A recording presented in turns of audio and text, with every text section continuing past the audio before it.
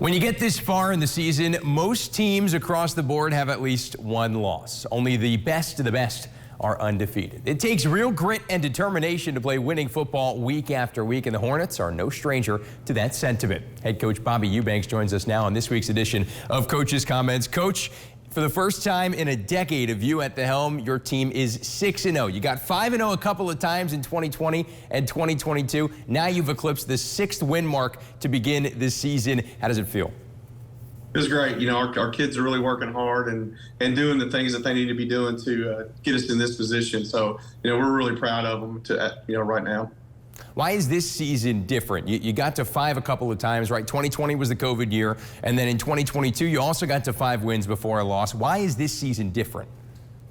The kids are really working hard, you know, and they worked hard since the end of last season. That's been the difference this year. You know, they're a great group of kids to coach, you know, and we don't have that one guy who's you know, that superstar that's on our team. We have a really good football team, and all phases of the game that we're working with right now are great for us. Special teams, offense, defense, they're all working really good together, and it's really helping us, you know, solidify some of these wins.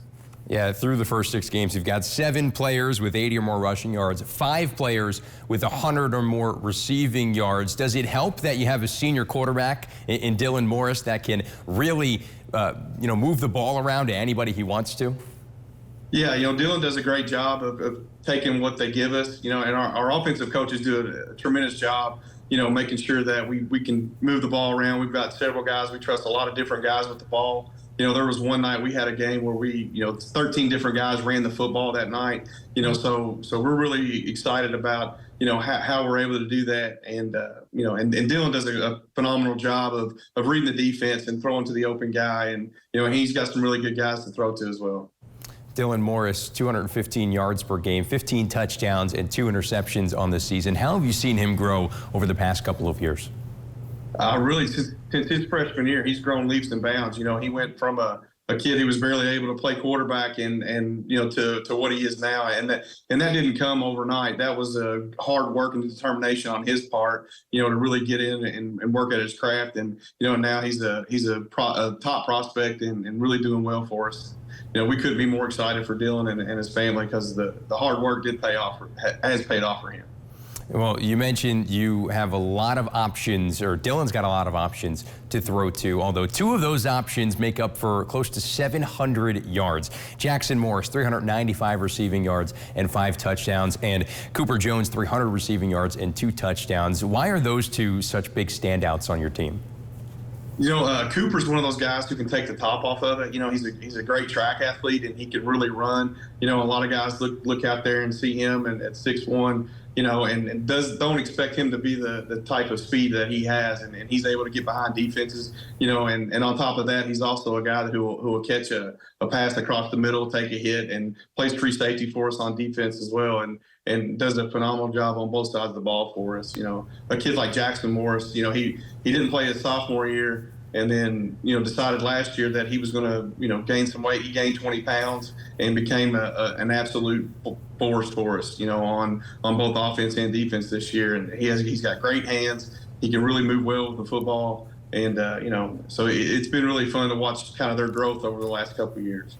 Talking with the head coach of Hancock County. The Hornets are 6-0. It's Bobby Eubanks here joining with us on Coach's Comments. Coach, you have an opportunity that not many coaches and not many fathers get to have in their life, to be able to coach your own son. And not just coach him, but coach him to the level that he's at.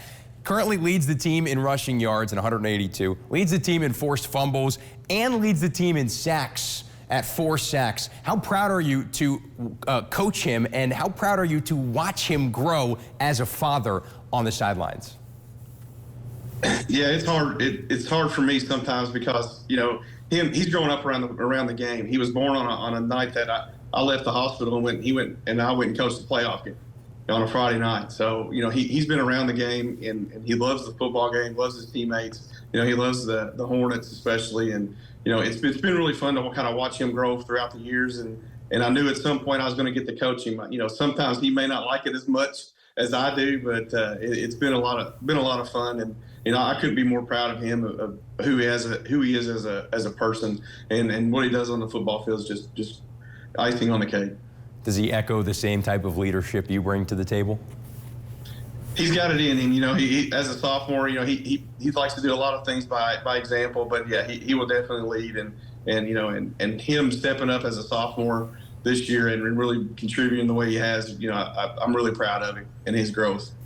Well, Coach, since you took over in 2015, you've played Webster County, which is the team you're playing this week, 3 times. You're 3-0 against the Trojans. I think 2 of those times you outscored them by 50 or more points to nothing. And so you have them this week. What do they bring to the table that you guys are scouting?